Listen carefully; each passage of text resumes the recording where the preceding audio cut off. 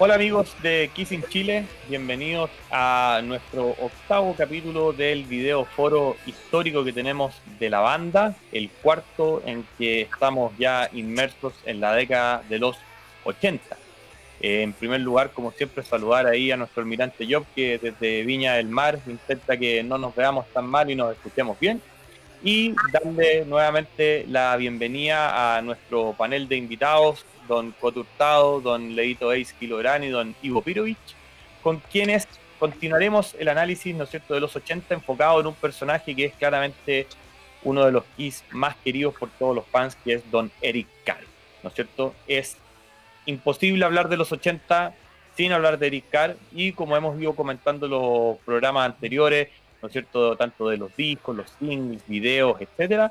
Hoy día queremos que el hilo conductor del episodio de hoy día sea hablar del querido Eric Carr, ¿no es cierto?, que ingresa a la banda para la gira de las más, y tristemente, bueno, su fallecimiento después, ¿no es cierto?, de lo que fue la gira del Hot in the Shade, dejando como último registro aquel glorioso video de God Gave Rock and Roll to You.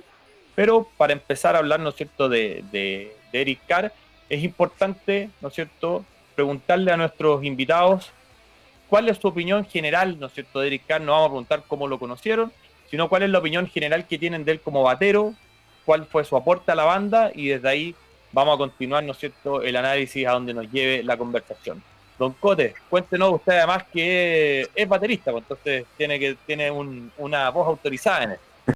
Bueno, saludos a todos, Gustavo, Jobs, a todos los chiquillos, por supuesto a toda la comunidad que sea. Sí, súper importante, una influencia brutal realmente en cómo uno terminó.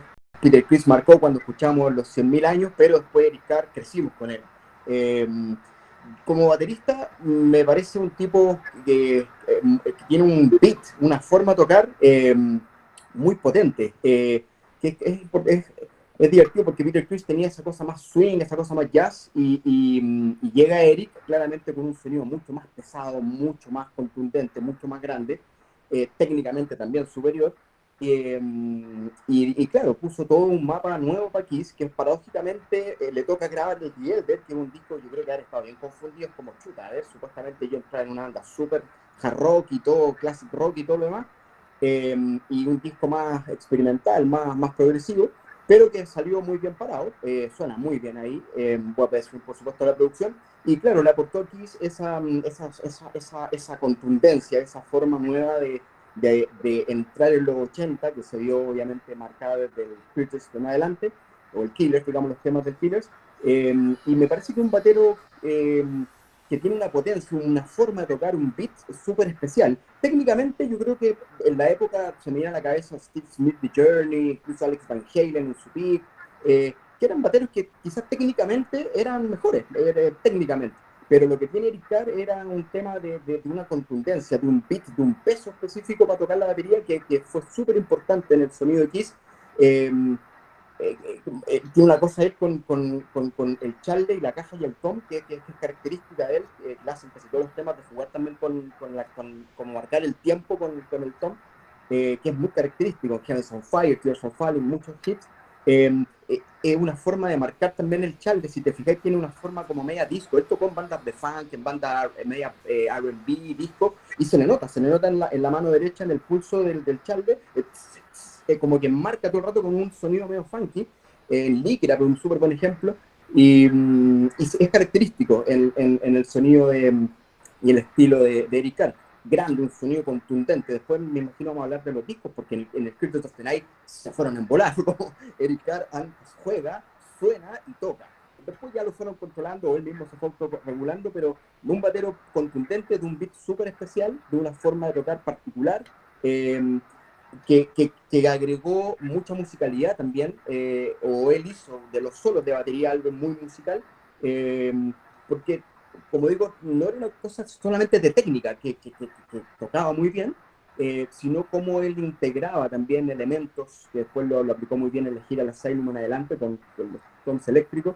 Entonces, porque un tipo que recordemos que tocaba el piano, tocaba la guitarra, componía, cantaba muy bien, y bueno, tocó el bajo también en Nice to Love You. Entonces, es un tipo claro, trajo toda esa potencia que fue perfecto para el Kiss de los 80, contundencia, diría, y una forma de tocar bien especial, en cómo marcaba el tiempo, el pulso, era una cosa muy particular que tenía. Bueno, y tú, Leito, ¿cuál es su opinión respecto a Eric, así viéndolo como batero y como el aporte, ¿no es cierto?, que tiene en el sonido de Kiss. Hola Gus, hola Joff, saludo a todos los fans. Mira, la verdad las cosas yo creo que Eric Carr es como una especie de miembro al cual uno le tiene mucho cariño. ¿Ah? Yo creo que él, aparte de ser un gran músico, yo creo que le dio un aura especial aquí en esa época. De hecho, la gente en general se refería a él con muy buenos términos. Siempre decían que era una persona de muy buena disposición, tenía muy buen ánimo, muy bromista y que era muy afable y muy amable con la gente. Y a eso sumaba obviamente sus talentos musicales. Yo creo que era para la dirección que tomó Kiss durante los 80, yo creo que Eric Carr era el miembro indicado para ese rumbo musical que tomó Kiss. Yo coincido, por ejemplo, en cosas que decía Cota recién, en el sentido, por ejemplo, en álbumes como Creatures of the Night, el Lick It Up y después Animalize, ese estilo que tenía Eric Carr, que era como de la escuela de John Bonham, quizás, en ese sentido bien duro para golpear, ¿verdad? Bien, que marcaba muy bien, pero además era veloz, ¿cierto? Cantaba, componía. Yo creo que era un miembro, dijéramos, indicado para el estilo que estaba tomando Kiss en aquella época. Tiene harto atributo de Eric Carr, aparte de ser compositor, también, por ejemplo, es el ideólogo, por así decirlo, del riff de All Hell's Breaking Loose. Es una idea de él, ¿verdad? Que él la lleva, ¿cierto? Y después entre todos la toman, ¿verdad? Y construyen esa canción. Eh, Cantaba bastante bien también. Yo creo que se desempeñaba muy bien como músico, aunque siempre pensé que podría haber dado más todavía. Yo creo que a lo mejor no le dieron todo el espacio para haberse expresado de forma más amplia. Pero sí le dio, yo creo, frescura a Kiss. Yo creo que eso fue también un factor importante. Jim también lo dijo, como que les devolvió un poco de energía, un poco de gana, de ímpetu que quizás habían perdido al comenzar la década. Yo creo que Eric Carr también fue factor importante para eso. Y yo creo que cuando él fallece, mucho de eso también se pierde también, ¿eh? Esa especie de, no sé, de... Eric Carr se veía como que era como amigo de los integrantes de Kiss. No sé si realmente lo sería fehacientemente, pero por ejemplo con Jim yo sé que se llevaba muy bien y con Bruce también. No sé si tanto con Paul últimamente, pero con ellos dos sí tenía buena relación y por lo que yo sé, siempre tuvo buena relación con todos los músicos. Con Ace también la tuvo, incluso con Vinnie Vincent también. Es decir, era un tipo que irradiaba mucha buena onda y por lo visto parece que trabajar con él era bastante simple en el sentido de llevarse bien con él. Yo creo que eh, dejó un gran recuerdo, ¿eh? Hasta el día de hoy.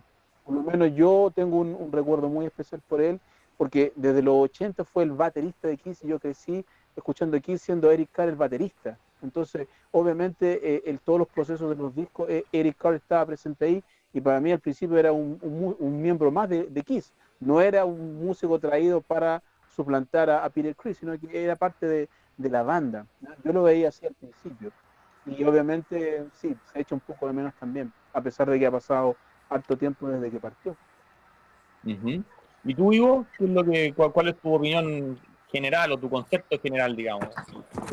Es más o menos lo mismo que opinan los chiquillos. Eric Carr tocaba, componía, cantaba, era un músico súper talentoso y también siento que la banda quizás lo desaprovechó un poco, pero yo creo que con la salida de Ace, eh, este periodo de transición, aunque sea ridículo, pero el Creatures of the Night de alguna manera, desde el punto de vista de los integrantes, igual es como un disco de transición. No había guitarrista fijo, algo que se había para Lick It Up. Eh, y de alguna manera, Eric Carr como que, después de esa transición, como que él se afiata en la banda. Porque, bueno, claro, todos sabemos, grabó el Elder. Y el Elder, a pesar de que es un disco bien producido, no sé si suena tan bien como debería. A mí me gusta mucho el Elder, pero más que me gusta, siento como una fascinación por el Elder. Después lo vamos a comentar en otro programa.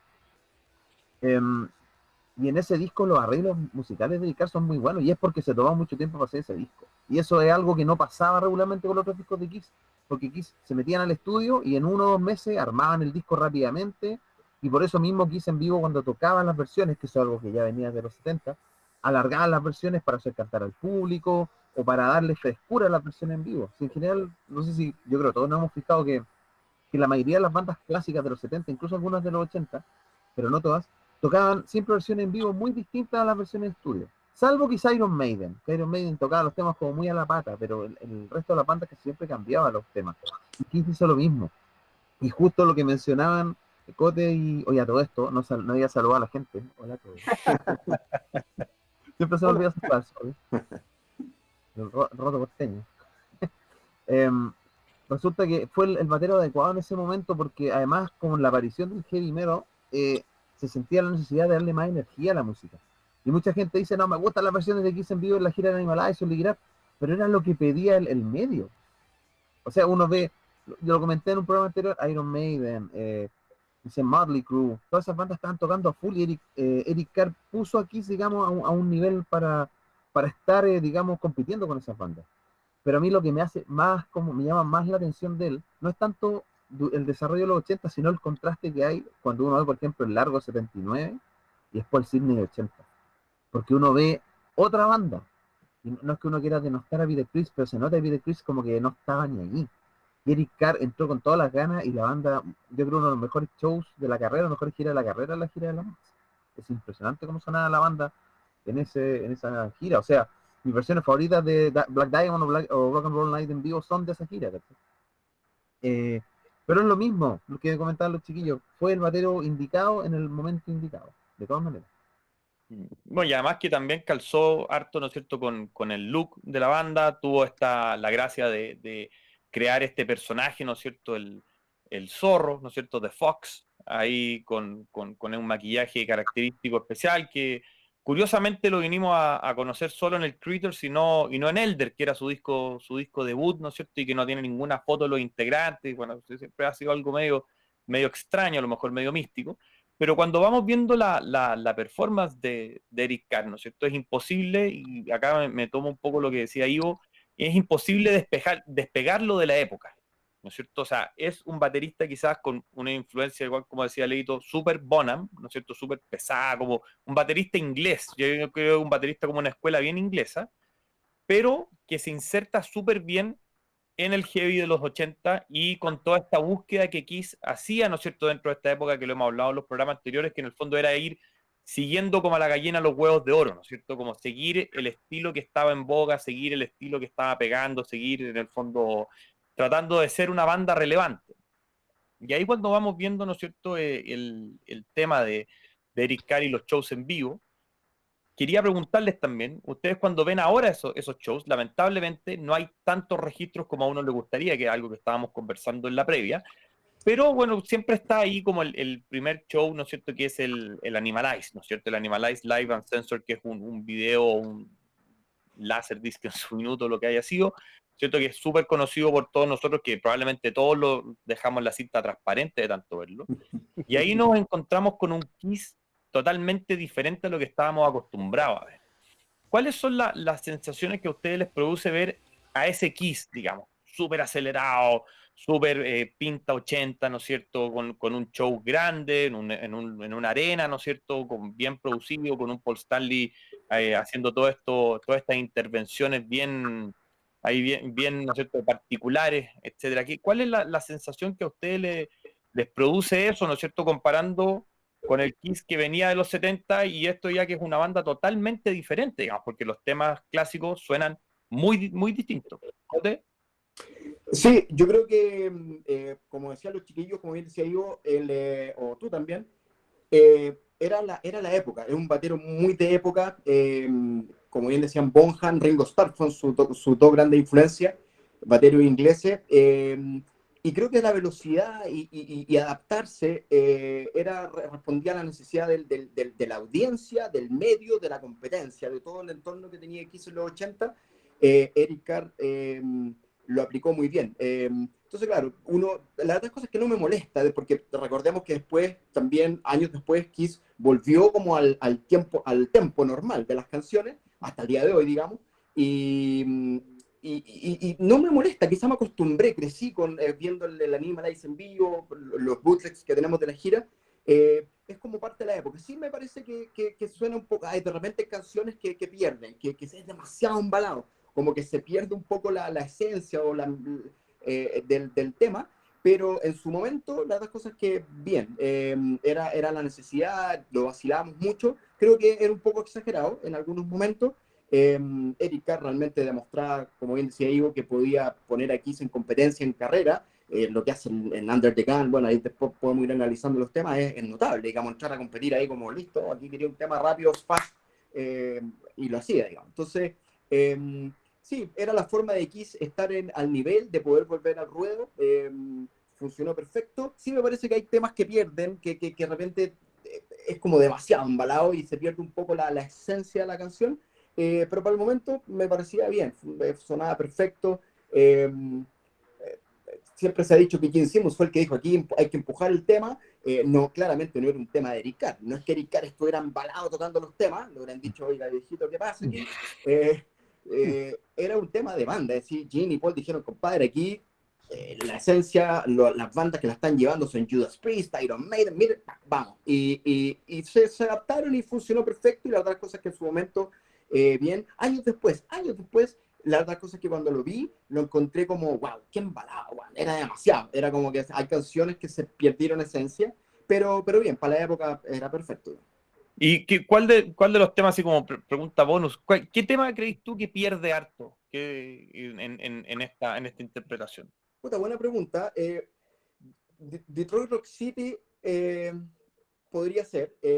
La otra viendo la Animalize, hay canciones que realmente son muy embaladas o pierden un poco el groove, ¿cachai? Pero por ejemplo, Cold Gin me parece que está como un tema ya en sí medio lento, suena la raja, tiene N onda en esa época. Pero hay temas como Detroit Rock City, de repente que sentía que era como demasiado embalado todo, y claramente Paul de repente tenía que como agarrar otro tiempo, otro para llegar a cantar la frase, digamos. Entonces hay un par de canciones, ¿cuál otra podría ser? Black Diamond, no, esa también funcionaba bien. Detroit Rock City es la que más se me viene a la cabeza de decir, oye, lo embalado que estaban tocando los temas. Y habría que revisar bien Animalize, pero que algunos temas setenteros era como, wow, ¿qué pasó con la velocidad? Y se escapaban un poquito de la esencia de la canción y se notaba que Paul ahí tenía que como un poco improvisar para poder llegar a los tiempos, digamos. Exactamente. Sí. ¿Y tú, Leito? Bueno, a mí, yo me recuerdo el Animalize como yo lo vi en Betamax, así que imagínate, el año 86. Y verdad, para mí fue un impacto en esa época. No era un cabro chico, no tenía nada de registros de video de Kiss y ese video para mí fue como una especie de algo bautismal, ¿cachai? Pero fue increíble. Yo hasta el día de hoy conservo un cassette de audio de esa época que lo escuchaba tupido y parejo. Yo creo que lo llegué a gastar el cassette de tanto que lo escuchaba. Y ahí, claro, obviamente hay versiones aceleradas de muchas canciones que si uno las compara con las mismas versiones de Kiss antes, ¿cierto? Incluso después, claro, obviamente yo creo que fueron canciones que fueron heavy metalizadas para la época, ¿verdad? Entre medio, claro, Detroit Rock City obviamente está como un poco desnaturalizada. Cold Gina me gustaba mucho esa versión y la versión de Love Gun también, la encontraba bastante, ¿cómo se llama? Ad hoc para el tiempo. Pero habían otras que tocó Kiss que esas yo creo que estaban un poco ya demasiado aceleradas, pero eran en la época con Vinnie Vincent, que era por ejemplo Firehouse. Realmente tú escuchabas Firehouse y era como otra canción, los solos totalmente distintos. Pero en cuanto a lo de Eric, yo creo que Eric le da un punch especial, ¿eh? Yo creo que aparte del show de Animalize, hay otros que son muy buenos también, que están en video, que uno lo puede apreciar bien, por ejemplo el de Quebec 84, si no me equivoco, que es de la gira del Liquid Up, y hay uno en Montreal, del Cruise of the Night del año 83, que también se puede ver bastante bien y se puede apreciar el desempeño de Eric en vivo. Lamentablemente no tenemos mucho oficial de Eric como para ver, aparte de Animalize, ¿verdad? Pero yo creo que uno lo pudo apreciar bien a pesar de todo en los videos que pudo ver, por ejemplo, Tokio 88 y unos cuantos más. Yo creo que él dejó una buena impresión, ¿eh? Yo creo que, como decía Cote, empujó el carro como para hacer a Kiss competitivo con el resto de las otras bandas.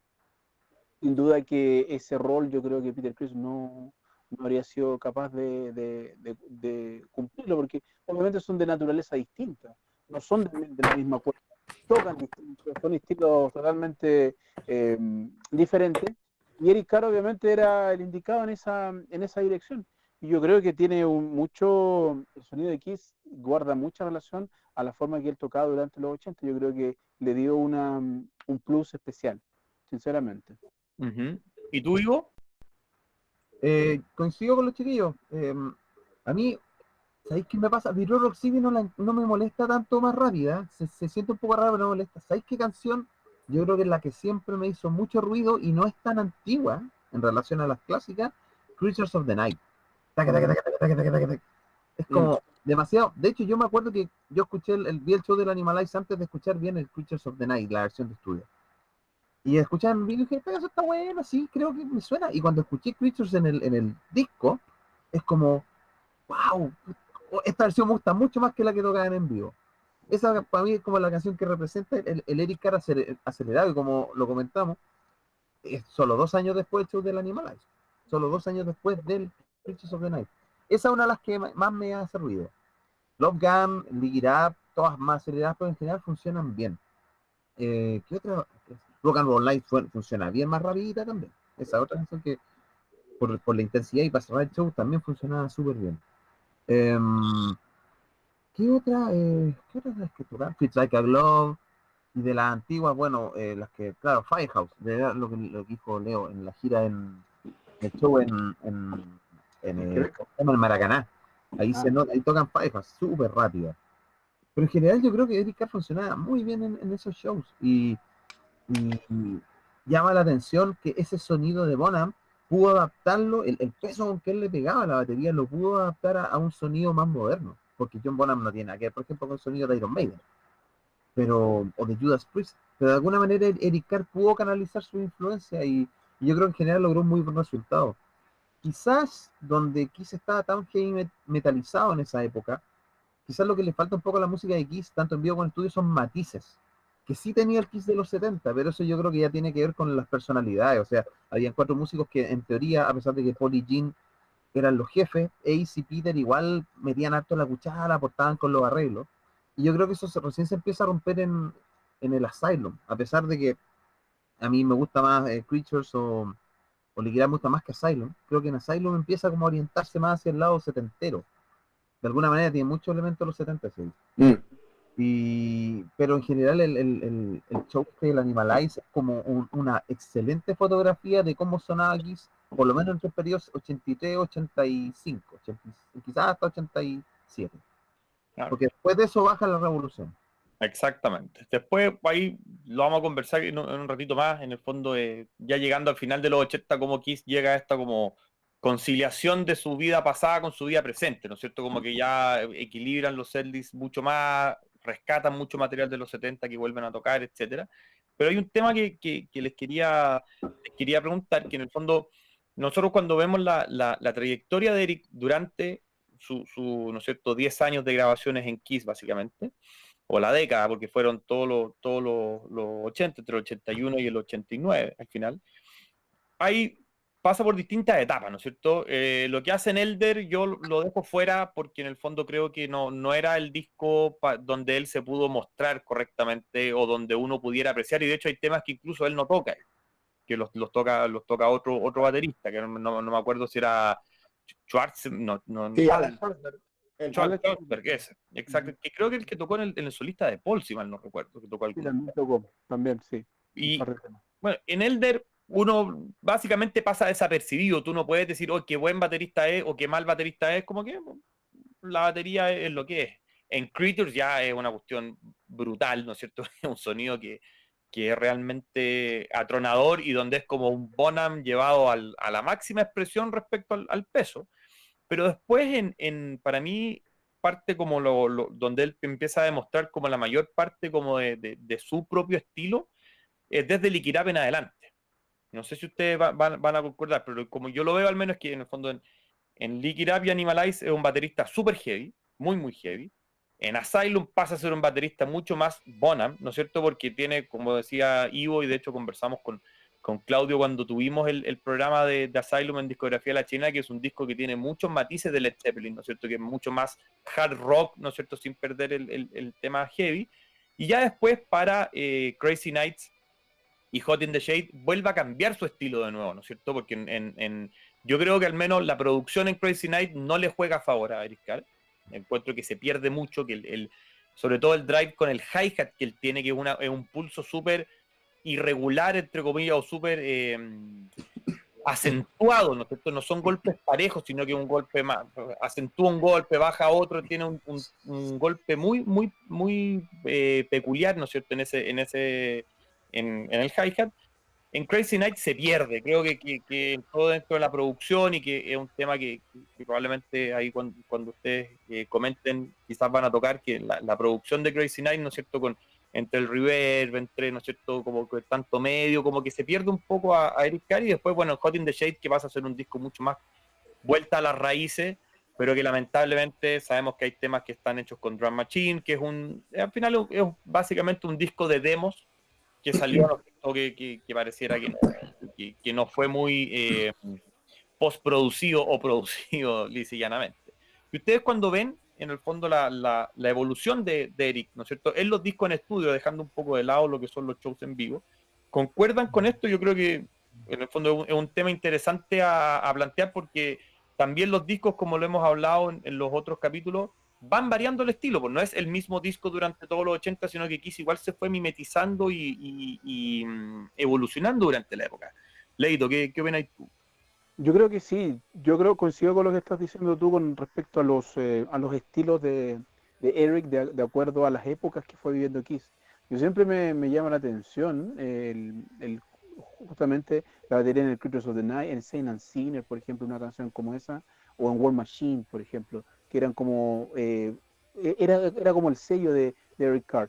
Sí, obviamente, como dices tú, yo creo que varió en función de lo que la banda estaba haciendo. Yo creo que en esos periodos, desde el 83, 82 hasta justamente el Hot in the Shade, demostró que podía ser versátil. Yo creo que él era adaptable, es decir, no era un baterista que solamente te tocaba un estilo, sino que podía tocar otras cosas. Como sabemos, Eric tuvo antes de Kiss varias bandas, algunas incluso medias funky, ¿verdad?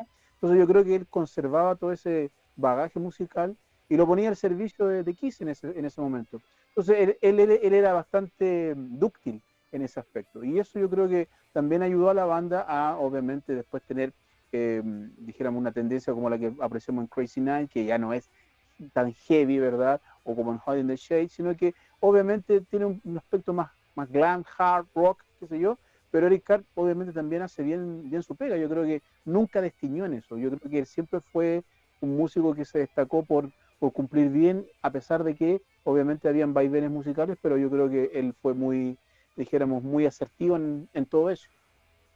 ¿Y tú, Ivo, cómo lo miráis?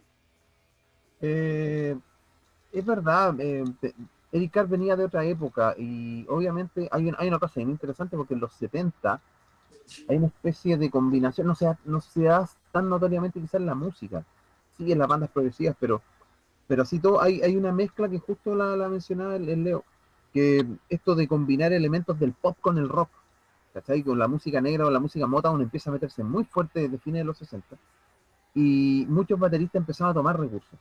Hay un detalle, por ejemplo, que siempre me acuerdo de Eric Carr en relación a los 80. Mira, si me equivoco, después lo mencionaré, pero por ejemplo, tú tenés Danger o tenés Saint and Sinner, o tienes Ay, que ahí no la grabó él. Pero esos temas en particular son temas en 4/4, pero con división ternaria. Es como sincopado, tanta, tanta, tanta, tan, pero son más rápidos, taca, taca, taca, taca, taca. Y ese ritmo sincopado Kiss no lo ocupa regularmente, lo tiene en 100.000 años y en uno o dos temas más, lo tiene Night, pero justamente en el Creatures of the Night están esos dos temas, Saint and Sinner y Danger, y le da una onda y un peso a esos temas. Y es por lo mismo, porque estos ritmos ternarios son como más circulares, ¿cachai? Y le da más onda a la música. Y Eric Carr, no sé si ese fue un resultado del trabajo de él con Paul, que dieron con ese ritmo para el tema, o Paul simplemente trató de evocar otra cosa. Pero ahí se nota el groove. Y creo que eso se perdió porque un poquito en Lick It Up, en Animalize, porque son más heavy metal, justamente como lo estaban comentando ustedes. Y no hay ningún tema con división ternaria. Creo que en Asylum tampoco. Creo que en Crazy Nights tampoco, y Hot in the Shade creo que el único era el Prisoner of Love. No me acuerdo, tendría que escucharlo bien, pero creo que ese es como el único. Ahí tú te das cuenta, y en ese tema creo que está con batería real. Y ahí se nota como el trabajo del batero con estos ritmos sincopados que suenan ricos, ¿cachai? Le dan harta onda a la música. Y Eric Carr nutrió Kiss con eso. En los 70 obviamente, como decía, teníamos en 1000 años, de Rock City también tiene esa como subdivisión ternaria, pero no son muchos temas más. Y eso contribuyó, digamos, a darle igual matices a Kiss en los 80, a pesar de que igual en los 80 Kiss, como lo comenté antes, era la banda de Polly Jean, habían como dos polos fuertes, no habían cuatro polos fuertes jugando desde el punto de vista creativo, aunque Peter Criss no haya compuesto mucha música. Pero eso me pasa con el, digamos, con el Eric más musical dentro de Kiss. No sé si coinciden con lo que estoy comentando. ¿Y tú, Cote? Sí, coincido. De hecho, estaba pensando lo del Critters que sigo y efectivamente Danger tiene esa cosa, ese como shuffle que lo toca a ese ritmo, a ese tiempo, que le da una onda increíble. Realmente, yo creo, Gustavo hablaba del Lick It Up, yo creo que el Critters es donde Eric Carr muestra toda su faceta en términos de decir, ok, lo que pasa es que el sonido de ese disco fue increíble, de que hayan sacado ese sonido y hayan logrado eso es algo muy particular, pero ahí él demuestra un tema más allá de que suena muy poderoso, como el juego que tiene con lo hablábamos, lo del hi-hat, lo que hablaba Ivo, eso de ese shuffle que tenía en Danger, esa cosa metálica, técnica que podría partir un Creatures of the Night. Lo que pasa es que después en el Big Rap, en el Animalize, como son discos más modernos, entiéndanse como que, a ver, ordenemos un poco esto, el Creatures fue como un destape creativo, total, brutal, realmente increíble ese disco. El Lick It Up es como, ok, mantengamos el equipo, pero Eric Carr, el sonido un poquito más metalizado, más moderno para la época, más controlado sin duda alguna, bastante más controlado, no quiere decir que tocara menos o peor, sino que más controlado, tocaba más para la canción. Que muy buen performance, sigue siendo un disco poderoso.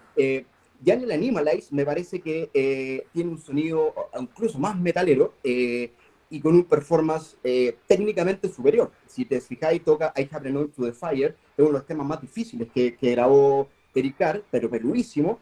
Under the Gun, que también estuvo en la composición, son temas técnicamente con mucha onda. Entonces, y después creo que el pick también de performance en el Asylum. Estoy totalmente de acuerdo que es un disco más jarroquero, con algunas reminiscencias bien setenteras, pero Eric Carr toca increíble en ese disco, toca increíble. Quizá el sonido, no sé si es un sonido grande, no logró el objetivo que consiguieron quizá en el Critters, pero en el Asylum, King of the Mountain, me atrevería a decir que es la canción técnicamente más compleja que hizo Kiss con I Had Known to the Fire, por el juego que hace con los bombos, con la caja, con el rack, con los fills que hace.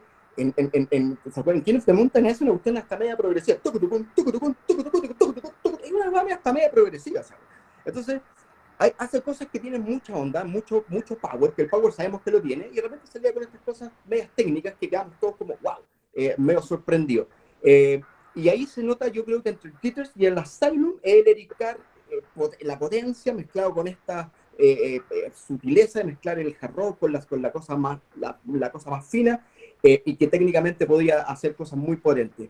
Efectivamente, después creo que el Crazy Nights, un productor que venía de mega éxitos con Hack y Oz y todo lo demás, y que venía de un mundo de frentón más pop y más clásico, no necesariamente tan rockero. Ron Nevison tiene que haber controlado muchísimo. Dijo, aquí yo estoy a cargo del tema, ya no está Jimmy Paul controlando, ni Jackson, ni nadie, sino que yo, y las cosas se hacen así, así suena. Y quizás, si te fijáis, bueno, más allá de No, que se luce con Bruce Kulick en el tema, ya un tema más metalero, doble bombo, creo que el mejor performance está en I Fight the Hell to Hold You. Es un temazo, ahí Eric Carr toca increíble. Pero el sonido, claro, no le favorece como venía en los discos anteriores. Toca muy para la canción, como ya una sensibilidad y un formato netamente muy pop, digamos, como decir, ok, vamos a hacer el hit, digamos. No se pudo lucir en su performance y tampoco creo que en su sonido. Y después en Scotty State, lamentablemente, claro, suena peor aún, un demo a medias, cosas que ni siquiera están grabadas por él. A mí me da mucha lástima de que haya sido su última grabación, porque no representa, no es la forma de haber terminado su carrera con un disco que haya grabado a media, teniendo un batero tan potente. Bueno, mételo a grabar y que grabe las canciones como corresponde, algunos demos, algunas drum machine, ahí Polly Jean con sus decisiones media hueonas a veces, En la gira tampoco sonó tan bien. Lamento mucho que nunca haya estado en una live, por ejemplo. Puta, Eric Carr tenía que haber estado en una live, pero bueno, esa es otra conversación. Y otro dato no menor, que si te fijáis de los temas más exitosos de Kiss, parten con batería, que es Rock and Roll Night y I Love It Loud. Son temas, y I Love It Loud es un tema, como parte como al revés, ¿cachai? Entonces es increíble, cosas súper sutiles, súper sensibles. Eric Carr, puta, le dio ese groove, le dio esa onda y claro, tuvo esa evolución y lamentablemente creo que no terminó de la mejor forma. Revenge era el disco con un productor como corresponde, como Lestring, pero bueno, la historia dijo otra cosa, pero sí, no menor, terminó tocando en el Madison Square Garden, y eso me parece también grosso, que el último show en su vida fue en el Madison Square Garden. Exacto. Y ahí hay otro tema que creo que también subyace un poco a lo que hemos estado conversando, que lo han dicho varias veces, creo que incluso los tres lo mencionaron en algunas de sus intervenciones, que era que Kiss en los 80 era claramente la banda de Gene Paul, ¿no es cierto? Y para mí, una de las grandes lástimas de eso es que se pierde esta como costumbre que tenía Kiss, ¿no es cierto?, en todos sus primeros discos de que cantara alguien más aparte de Gene Paul. Después, obviamente, ya en el Dynasty, que es donde más se luce eso, con los cuatro cantando varios temas, digamos, bueno, salvo Peter con uno, Love Gun, que es donde entra Ace cantando. Y Eric era un tipo que cantaba muy bien y tiene apariciones en el fondo muy menores dentro de los discos vocalmente hablando, ¿no es cierto? Sabemos que su debut como cantante principal estaba con, ¿no es cierto?, en Little Caesar, recién en el Hot in the Shade, y antes tenía quizás esa participación en, ¿cómo se llama?, Under the Gun, algo, ¿no es cierto?, en los coros de Crazy Nights, pero como que esa faceta nunca se explotó mucho.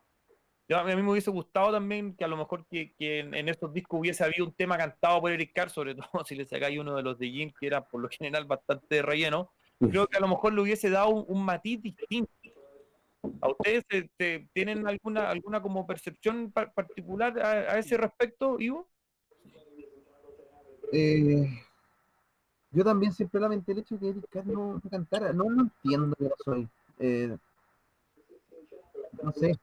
Yo no sé, de hecho, en algún punto tengo la impresión que quizás Crazy Nights iba a ser el disco donde él iba a cantar algo, pero estaba justamente el tema de Ron Nevison.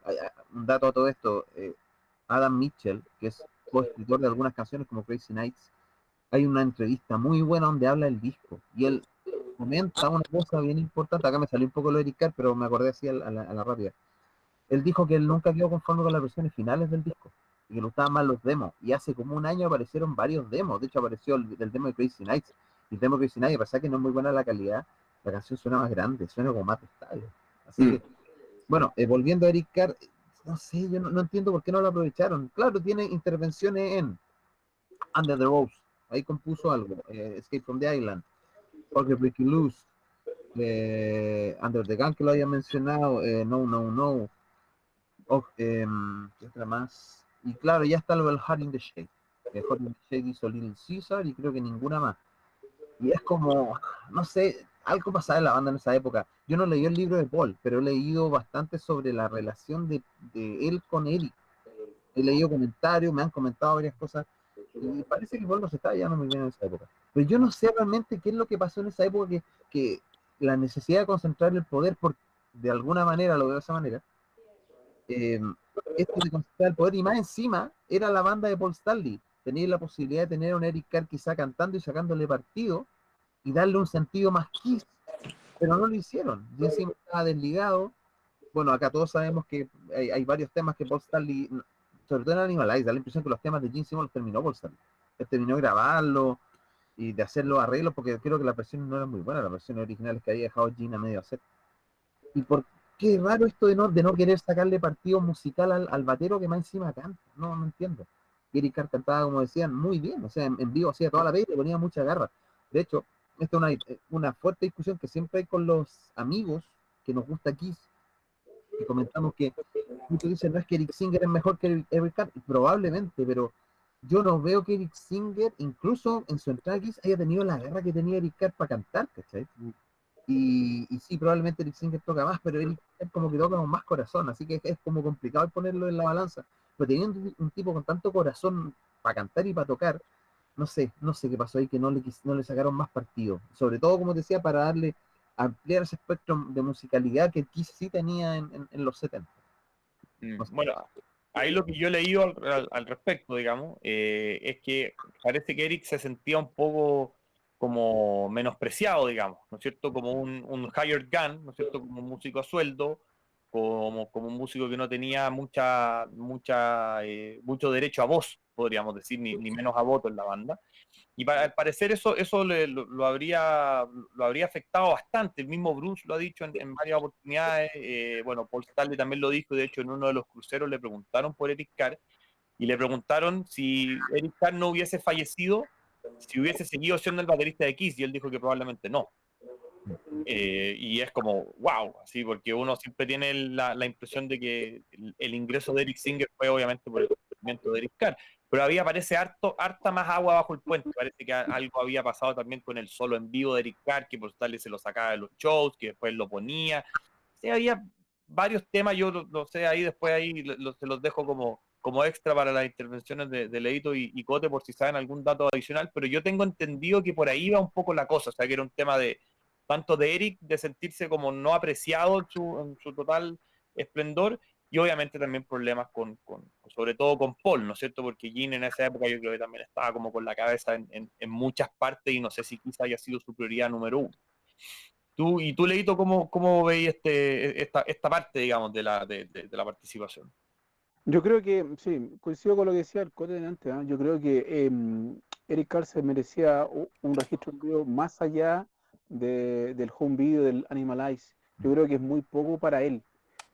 Si tú analizas, por ejemplo, el Kiss disco original tiene 2 discos en vivo y hay videos, qué sé yo, con Eric Singer y Bruce Kulick, también existen registros, ¿verdad? La Live 3 y hay otras cosas más. Yo creo que para el tiempo que estuvo Rick Card, yo creo que merecía otra cosa. Yo creo que deberían haber grabado un disco y haber tenido más material, donde obviamente uno lo pudiera apreciar mejor. Sobre el carácter, dijéramos, más que el carácter, sino que por el hecho de desaprovecharlo, yo creo que sí. Yo creo que lo desaprovecharon. Yo pienso que él podría haber sido un buen cantante en estudio, dijéramos, haberle dado vida a otras canciones. Yo creo que esperaron mucho tiempo como para darle un espacio. Recién se lo dieron en Smashes para hacer ese cover, ¿cierto? De Beth. Esa es la primera intervención de Eric Carr en estudio. Todos dicen Little Caesar, claro, Little Caesar porque es parte de él, él la escribió. Pero lo primero que le dieron fue, ya canta Beth, a ver cómo te sale. Y yo creo que no sé si se habrá sentido cómodo haciendo eso. Además que él siempre se sentía como extraño en ese sentido por Peter Criss. ¿Ah? Dicen que a veces lo llamaba, conversaba con él, en el sentido de si lo estaba pasando a llevar, qué sé yo. Él era muy respetuoso en eso. Entonces yo creo que a lo mejor íntimamente tampoco sintió que era el mejor debut, tomando algo que era del baterista anterior.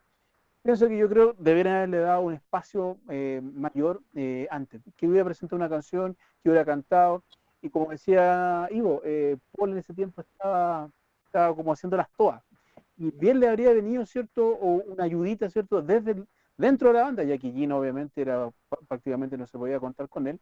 Yo creo que habría dado un cariz distinto, una especie de unidad a la banda, que no las tuvo durante los 80, era muy notorio, sobre todo de la segunda mitad del 80 hacia adelante, que era Paul Stanley y el resto de los músicos que lo acompañaban.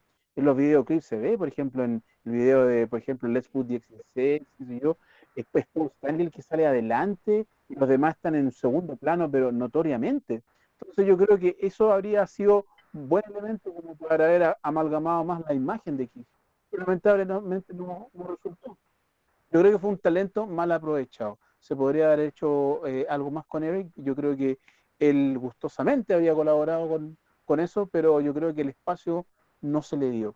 Y sí, también he sabido de algunas desavenencias con Paul.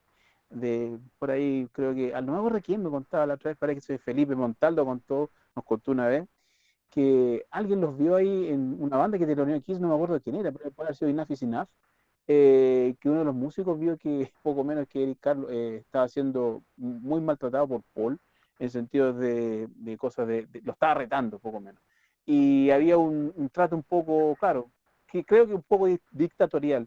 por parte de Paul hacia Eric en ese sentido, y creo que eso también le estaba jugando en contra de Eric Carr en el sentido de sentirse mal, de sentirse quizás no apreciado. Y yo creo que eso pesó también, porque no era el miembro de Kiss que todos creíamos, él era un músico que fue contratado para reemplazar a Peter Criss, lamentablemente. Y en temas de decisión, ¿cierto? No era como antiguamente existía en Kiss, que era democráticamente 25% para cada uno. Acá las decisiones las tomaba en principio Paul y Gene contra Ace, porque Ace quedó en desventaja, y él mismo lo ha dicho, pero Eric Carr no sumaba ahí, pues, no sumaba nada. Entonces, obviamente, cualquier desaveniencia musical que había antes entre Paul y Gene, obviamente era entre Ace y Peter, ¿cierto? Hacían como la otra fuerza. Acá no existía eso. Peter, o sea, Eric Carr era un músico, obviamente, pero era un músico asalariado. Estaba contratado para tocar en Kiss, pero no tenía, dijéramos, ninguna injerencia en las decisiones musicales ni de la banda. Es decir, en el fondo se le decía lo que tenía que hacer. Y lamentablemente no le dijeron que diera más, le propiciaron un espacio mayor, porque yo creo que habría sido un aporte, pienso yo. Estoy especulando, pero podría haber sido perfectamente un buen aporte dentro de Kiss haber escuchado composiciones de Eric Carr, sin duda. ¿Y tú, Cote? Sí, yo creo que lo dijeron bastante claro los chiquillos, y tú también. Claro, se metió en un mundo de una máquina muy grande, muy aceitada, donde nunca fue parte de realmente. Yo creo que él se dio cuenta al poco tiempo. Eric Carr oficialmente debutó el 80, pero ya el 83 se topó con algo bien fuerte. Yo creo que es que tras All Hell Break Loose se la cambiaron entera. Y calladito nomás, viejo, porque la canción va a ser así. Entonces, yo creo que ahí él cachó de una de que, puta, a ver, ya, traigo una idea y no es lo que yo quiero. Después en entrevistas, por ser políticamente correcto, obviamente, bueno, no puede, tampoco creo que tenga opción de decir, sí, quedó mucho mejor la canción. No, sabemos que nunca le gustó como quedó la canción realmente, era como... Entonces, yo creo que le pasó eso, de que de entrada, poco, al tercer disco ya grabando, trae una buena canción y se topó con que es difícil. También creo que Gene y Paul son demasiado muy compositores, sobre todo Paul. Son tipos que son de un talento y un nivel superior. No es por demerecer a Erika, pero es un tema claro, digamos, quiénes son los creadores de las grandes canciones de Kiss. Eso le pasó también a Streley, de alguna forma, a Peter Criss, que se sentían de que, puta, no, traemos idea y no avanzan. Le pasó lo mismo. Imagínate que él era más encima un empleado, ni siquiera era parte. Imagínate lo duro que haber sido, siendo un tipo tan creativo. De años después supimos por los libros, por el DVD, por entrevistas con Bruce Kulick, de que él se empezó a quejar mucho, se empezó a hacer, a darlo a conocer, digamos, más en backstage, en el estudio, nunca ante la prensa, un tipo muy profesional, nunca nadie vio que había problemas, pero él empezó a ser muy vocero, eso, muy ruidoso en decirse que no estoy cómodo acá, yo traigo muy buenas canciones, no me pescan, eh, y empezaron los roces con Paul, porque Paul se cansó, man, de, oye, loco, no lloramos tanto, por favor. Y mismo Bruce Kulick dice últimamente de que puta, era un tipo súper amigable, era el mejor tipo para estar con los fans, lo queremos más que la cresta, un muy buen batero, un alma increíblemente positiva, pero sé que empezó a quejar mucho, digamos, como al parecer fue como desde el, si no me equivoco, desde el Crazy Night, si no me equivoco, empezó ya como un roce un poquito más constante con Paul Stanley, y ya había una tensión. Y como aquí simplemente yo voy, grabo mi disco, no tengo que ver a nadie, hago mi gira, chao. Paul como que no se lo tomó bien. Paul en algún momento en su libro dice, ¿sabes qué? Viejo, onda, cambiamos la carita, estáis tocando en Kiss, weón, y te pagamos, weón, no weis tanto, cambia la carita. ¿Ok? Si no, next nomás, weón. Entonces creo que Eric Carr como que fue... metió mucho ruido al respecto, el de interna. Bruce Kulick le dijo varias veces, compadre, miremos el lado positivo, estamos tocando en Kiss, tratemos de no, y quizá, claro, lamentablemente pasó esto del cáncer y todo, quizá, como dijo por ahí, que probablemente no, puta, porque, no sé, quizá la tensión ya no daba más y queríamos estar más tranquilos, nunca vamos a saber. Pero sí, fue muy mal aprovechado, más allá de lo de Death, lo de en vivo, Black Diamond, Young and Wasted, sabíamos que podía cantar muy bien. Hoy día conocemos la Unfinished Business, los demos que él grabó, y hay material bueno, sí, sí, hay un par de canciones que podrían estar tranquilamente, como si hay canciones rellenas de Gene Simmons, pero no están al nivel de los temas de Paul Stanley, creo yo. Entonces, eh, puta, sí, talento desaprovechado, sí, vocalmente se puede haber usado mejor.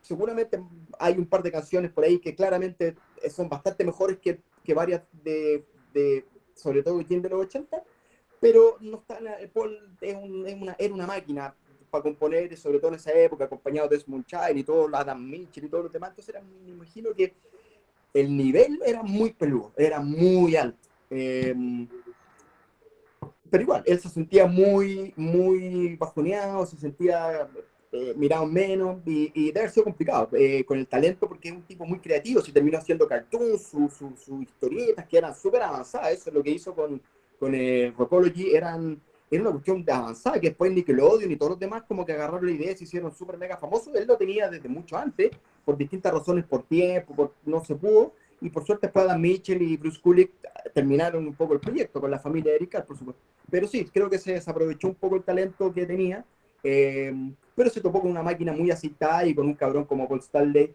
que manejó la rienda, él reinventó y levantó la banda en los 80. Eric Carr obviamente fue muy importante, pero creo que se topó ahí con una máquina y puta, no se pudo, pero seguramente, claro, pudo haber hecho más, sin duda.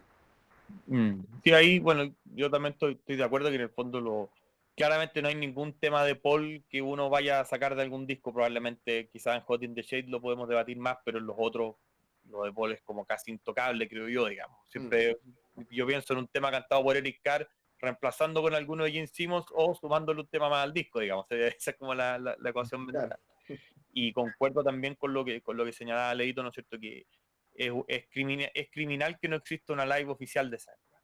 Encuentro es muy triste que se hayan esperado 15 años entre Live 2 y Live 3, porque creo que la documentación en vivo de los 80, la única pieza que hay oficial es el tema del Animalize.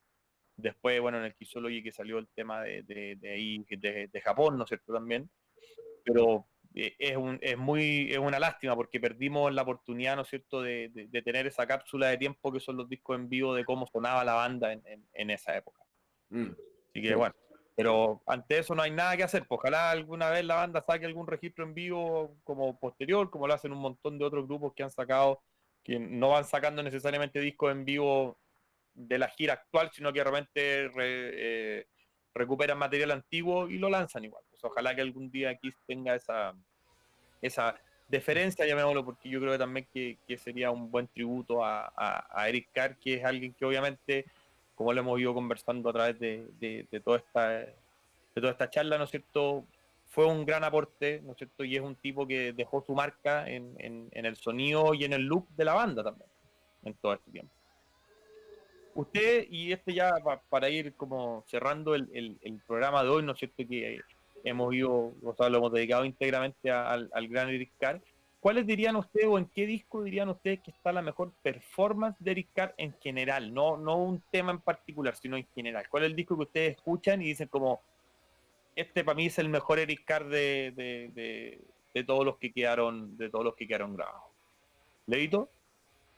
Yo ahí tengo mi duda. A mí me gusta mucho Creatures of the Night por su forma, por su sonido, pero creo que quizás donde el más se luce puede ser en Animalize, puede ser, quizás. Estoy ahí como en la disyuntiva. Yo creo que para mí son esos dos álbumes, sin desmerecer los otros, ¿ah? Lógico. Ni Asylum, que son muy buenos. De hecho, Liquidar es mi favorito de la era sin maquillaje, pero en mi percepción creo que en Creatures y Animalize yo creo que podemos rescatar, dijéramos, las mejores versiones de Eric Carr. Perfecto. ¿Tú, Cote? De acuerdo con Leo, Creatures of the Night por sonido, contundente, la mejor canción, King of the Mountain, su performance, pero como disco, el Animalize. Perfecto. ¿Y tú, Ivo? A mí me es muy difícil responder esa pregunta porque coincido. Preachers, en temas de sonido, es una cosa inigualable. Lo comentamos la semana anterior, ¿cachai? Que no hay ninguna banda de hard rock o heavy que haya sonado con esa potencia en 1982. O sea, pásenme un disco, comparémoslo, todo, ni uno, no hay ni uno. Yo creo que Eric Carr, a pesar de que no es probablemente lo que uno esperaba, hace un trabajo gigantesco en el Elder. Hace un muy buen trabajo musical en el Elder. Así, muchos matices, muchas cosas. Pero claro, no tan rockero tradicional. pero yo también creo que está como entre el Creatures, Big It Up y King of the Mountain, que la versión al cote también es tremenda la batería de ese tema. O sea, de hecho ese es uno de los mejores openings de toda la carrera de Kiss. Mejor que varios de los 70. Así que, no, nunca tanto. Sí, Pero es pero tremendo. King of the Mountain es tremendo. historia freak, dato freak con King of the Mountain, por ejemplo, a bateros conocidos, por ejemplo, el Dumai de H Sur, que toca Neil Peart con los ojos cerrados, o sea, una máquina, puta, le pasáis un tema como King of the Mountain y se me fue en collera, mi compadre. Entonces, y no porque no lo pudiera tocar, es por el groove, por la onda la canción. Entonces fue como, chucha, a ver, como que se mandó. Entonces, ahí tení, perdona que te interrumpa ahí, pero era como hablaste King of the Mountain, algo. Y sé que me lo comentó también en el crucero el batero este que tocó con Bruce Kulick, el Brent Fitz. Brent Fitz, sí, Brent Él me Fitz, dijo, canadiense. los temas más complejos de Eric eran I Had a Note to the Fire y King of the Mountain. Claro. Ahí pareciera también que está ese tema, ¿no es cierto?, que yo creo que engloba un poco ciertas performances de Eric Carr, que este es una especie como de desorden controlado, ¿no es cierto? Como que no es precisamente lo que cualquier baterista haría, sino que en su estilo, que es un poco como que se acelera un poco, después atrás, como que tiene un golpe y una pegada que hace que tampoco sea tan como intuitivo saber qué es lo que va a tocar después, como que tiene un estilo muy, muy particular en eso, y eso obviamente si no lo estudiáis o no estáis atentos, como que se te va a ir en collera, como bien contabas tú en ese caso, de un gran baterista, ¿no es cierto?, que le ponía una cuestión que debiese ser mucho más simple que tocar un tema de Rush, y el tipo dice, chuta, pero es que me estoy enfrentando a algo que en verdad no es como lo que debería ir anotado, como no es tan de manual, ¿cachai? Claro, es verdad.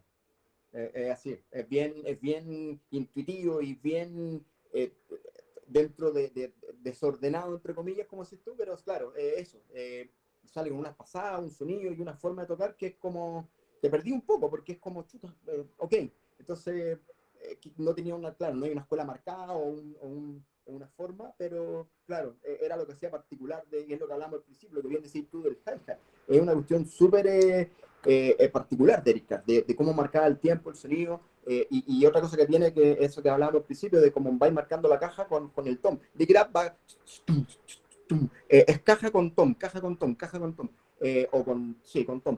Y es parte es como el groove que le da a la banda. Entonces, claro, es una forma muy particular que dio Erika aquí, bueno, el sonido, lo que hablamos, digamos, así que notable. Oye, Excelente. en el Creatures, una vez lo comentamos nosotros, Gustavo, o fue con el Pepe, parece, el hi-hat justamente en Danger, en la Es como un doble grabación, hi-hat, como aparte, sí. el principio fue grabado aparte, ¿cachai?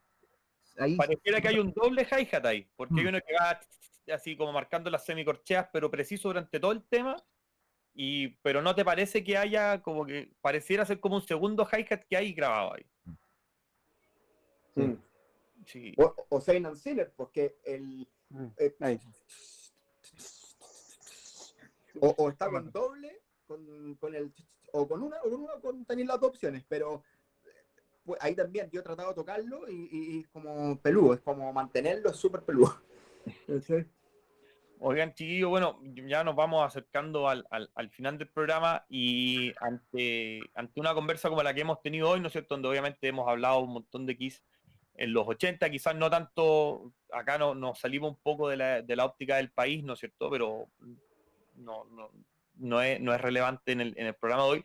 Quería darle la oportunidad, ¿no es cierto?, para que pudieran a lo mejor dar como una palabra al cierre, refiriéndose por si les quedó alguna idea que quisieran como señalar respecto a lo de Eric Carr, porque de repente en estas cosas cuando uno va conversando y está ahí analizando un miembro tan importante de la banda, como que de repente se te quedó algo que querías decir o algo que dijo alguno de los demás que hayamos dicho y que si chuta quería tomarme eso para decir algo, como de repente si alguno quería complementar alguna idea antes de dar por finalizada la sesión de hoy, ahí levanten la mano y Leito. Sí. A ver, Leito. Vaya Leito. No, no, lo que pasa es que lo que quería decir era un asunto que yo creo que no deja de ser importante con respecto a Eric Carr. Si bien Eric Carr se unió a la banda en el año 80, de hecho el primer concierto fue en el Palladium en junio del 80, que fue un concierto única y exclusivamente para presentarlo a él. el público en general, el público norteamericano, que es lo que siempre le ha importado a Kiss, recién lo vino a conocer el año 83. Es mucho tiempo eso para una banda.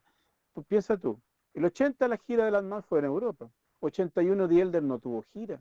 La gira del Creatures of the Night empezó el 29 de diciembre, en la primera fecha, y se canceló, creo. Empezó el 30 de diciembre del 82. Es decir, recién la gente lo pudo ver en vivo en Estados Unidos a partir del año 83. Es decir, hubo un buen periodo en que Eric Carr no fue, por así decirlo, escuchado en Estados Unidos. Entonces, después él, obviamente, con los discos posteriores, yo creo que se ganó el respeto de la gente. Yo creo que fue bastante meritorio en ese aspecto. Hubo un tiempo, hay un gap ahí bien importante en lo cual Eric Carr no figura, por así decirlo, dentro de los conciertos de Kiss en Estados Unidos, porque Kiss no los dio. Así de simple. Entonces hay un espacio bastante importante que él después obviamente lo pudo suplir con todo el derroche de energía que hizo en las giras posteriores. Era dijéramos, un apunte que quería señalar. Perfecto. ¿Tú, Cote, también queréis decir algo? Sí, básicamente, que nada, fue una tremenda influencia para mí personalmente como persona y como batero, digamos. Yo toco amateur y para pasarlo bien, pero lo que entregó el Kiss fue increíble, fue con el que crecimos, fue el que nos inspiró. Lamento mucho, una de las cosas que es uno cuando especula y dice me encantaría vivir algo, es haber visto a Eric Carr en vivo. Es algo que lamentablemente sufro cuando pienso realmente, wow, y tengo amigos, gente que conozco, Pato Coseo, que vivía en Estados Unidos, yo quise en el Asylum, y una envidia sana, o ni siquiera sana ya la envidia. Nunca Entonces, eso me hubiera encantado, haber visto a Eric. Y también otro tema que lamentablemente falleció, tuvo un legado importante, pero el mismo día Freddie Mercury. Entonces, toda la prensa, toda la comunicación, estábamos hablando, todo el mundo hablando de Freddie Mercury el 24 de noviembre del 91 y no de Eric Carr, que bueno. Pero con el tiempo se le ha dado un valor importantísimo. Ahora se viene un nuevo documental, más allá del Tales of the Fox.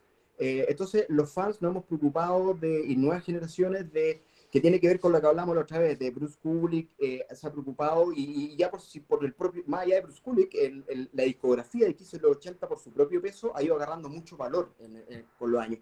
Y agarran nuevas generaciones, las generaciones antiguas, clásicas lo mantienen, y eso también ha ido permitiendo valorar mucho más a Eric Carr en su performance, en su aporte, y sobre todo, como decía Leo al principio, como persona, un tipo muy querido por los fans, un tipo que siempre estaba ahí dispuesto a cualquier cosa. La famosa anécdota de que cuando se fue de la audición, le pidió los autógrafos a los Kiss porque pensó que nunca más lo iba a ver, hablaba un poco de su personalidad, de su forma, de la humildad que tenía. Habían como 50 bateros que estuvieron ahí, varios conocidos, por ahí se hablaba de Lápiz, el Rondinelli, que estuvieron como medio listos o en tentativas, pero agarraron un tipo desconocido que nadie conocía, el tipo reparaba estufas cuando lo llamaron. Entonces, nada, eso. También lamento mucho que no haya estado en una live oficial. Ojalá era quizá el Hot in the Shape, la gira para haber hecho eso, que representaba a todos los 80 de una manera bien contundente. Y nada, también rescatar que es súper característico, bueno, era toda la banda, digamos, pero siempre el mirar su set de batería, que eran gigantes, cómo iba cambiando con cada gira, era notable, era como muy esperado. Yo, para mí, era ver con qué va a salir ahora, con qué batería, y desde el Asylum, que es la gira que más me gusta a mí de Eric Carr, Asylum y Crazy Night, por su performance y por su set, digamos, de batería, y cómo tocaba. Nada, se echa de menos esa mística, esa época, esa forma, notable, una inspiración tremenda, y nada, algún día espero que nos encontramos en alguna otra dimensión con el gran Eric. Bien. ¿Y tú, Ivo? De hecho, justamente iba a mencionar lo de la muerte de Eric Carr porque a mí me gusta mucho Queen. Queen fue la primera banda de rock que yo conocí. A mí me regalaron el cassette Flash Gordon en el año 81. Fui a la película y mi viejo me regaló el cassette después. Y coincidió, porque de hecho me acuerdo que murió el día domingo por la muerte de Freddie Mercury, pero no se supo hasta el día lunes. Y el día lunes empezaron los rumores que se había muerto un miembro de Kiss y que no, weón, se murió un weón de Queen. Y me llegaron dos rumores distintos. Y yo, puta, está bueno, puede ser coincidencia. Y el día martes, como a la hora del almuerzo, me llama un amigo, Antonio Ceballos, y me dice, weón, se murió Eric Carr. Sé que te juro, está destrozado. Destrozado, estudié por un examen, estaba como en segundo medio. estaba destrozado, no pude estudiar para el examen, estuve deprimido toda la tarde, fue terrible. Y más encima que como estaba harto Queen, estaba también bajoneado con la muerte de Freddie Mercury, pero sé que lo de Eric Carr me dolió más, ¿cachai? Porque además, justo a raíz de lo que decían de haberlo visto en vivo, que hay dos músicos que murieron, digamos, de las bandas emblemáticas de esa época que me hubiera gustado haber visto en vivo, eran Randy Rhoads y Eric Carr, así como a ciegas, ¿cachai? Ahora, ¿cuál de los dos? No sé, porque son distintos, no es como que tenéis dos guitarristas, pero me gustaría haber visto a Eric Carr en vivo, lo lamento, en la gira, no sé, bueno, en las más, tocaron en Australia, pero, y no sé, pero eso, y que lo que decían, él se preocupaba mucho de los fans, hay hasta fotos en los home videos de Kiss, hay una foto, me acuerdo de un fan que hizo una reproducción de la batería de Eric, y se la mostró y está la foto de Eric con el fan. Bueno, los que no cachan mucho del rollo de Eric Carr podrían revisar el Tales of the Fox, que de hecho está completo en YouTube, no está con subtítulos, pero se entiende. Está completo ese documental, digamos. Dura como 1 hora y media. Pero eso, Eric Carr, a mí me marcó Eric Carr, me marcó el Kiss de los 80 y Eric Carr para mí es palabras mayores. Y para mí es mi batero favorito Kiss, aunque sé que Peter es el clásico y probablemente Eric Singer toca mejor, pero para mí Eric Carr siempre. Excelente. Bueno, chicos, yo creo que hasta acá hemos ya cubierto de buena manera lo que fue la participación de Eric Carr, ¿no es cierto?, durante toda la década de los 80. Este pequeño espacio, ¿no es cierto?, que se tome ojalá como un querido homenaje, ¿no es cierto?, a un miembro de la banda que todos los que hablamos acá lamentamos obviamente no haberlo conocido, no haberlo visto en vivo, ¿no es cierto?, que quizás la época donde él estuvo haya sido criminalmente pasada en banda, ¿no es cierto?, por todo lo que implica el maquillaje. Yo creo que eso es un tema que es tan potente en Kiss que en el fondo hace que los 80 y la época sin maquillaje sea vista de una manera un poco más como, no sé si despectiva, pero se pasa por encima, digamos, y eso es otra cosa que hemos conversado en los capítulos anteriores. Así que, bueno, vamos a continuar, ¿no es cierto?, la próxima semana ya finalizando los 80, ¿no es cierto? Porque nos queda todavía hablar de Hot in the Shade y de lo que es Revenge. También vamos a partir ahí con la década de los 90. Así que muchas gracias, chiquillos, a todos por su participación, por su tiempo, ¿no es cierto? Por compartir sus vivencias y sus conocimientos con todos nosotros. Gracias a Yoga ahí por estar en los controles, haciendo que todo esto pueda llegar a las pantallas de todos nuestros video oyentes. Y a ustedes, amigos, gracias como siempre por la sintonía, por la buena onda. Dejen sus comentarios, suscríbanse, ¿no es cierto? Y estén siempre atentos porque estaremos trayendo la mayor cantidad de material que podamos, ¿no es cierto?, de nuestra banda favorita para pasarlo bien, sobre todo en una época donde todos lo hemos pasado tan mal, ¿no es cierto?, estando encerrados en las casas con este maldito COVID. Así que esperemos que este material de alguna u otra forma sirva para, ¿no es cierto?, dar un momento de esparcimiento y entretención.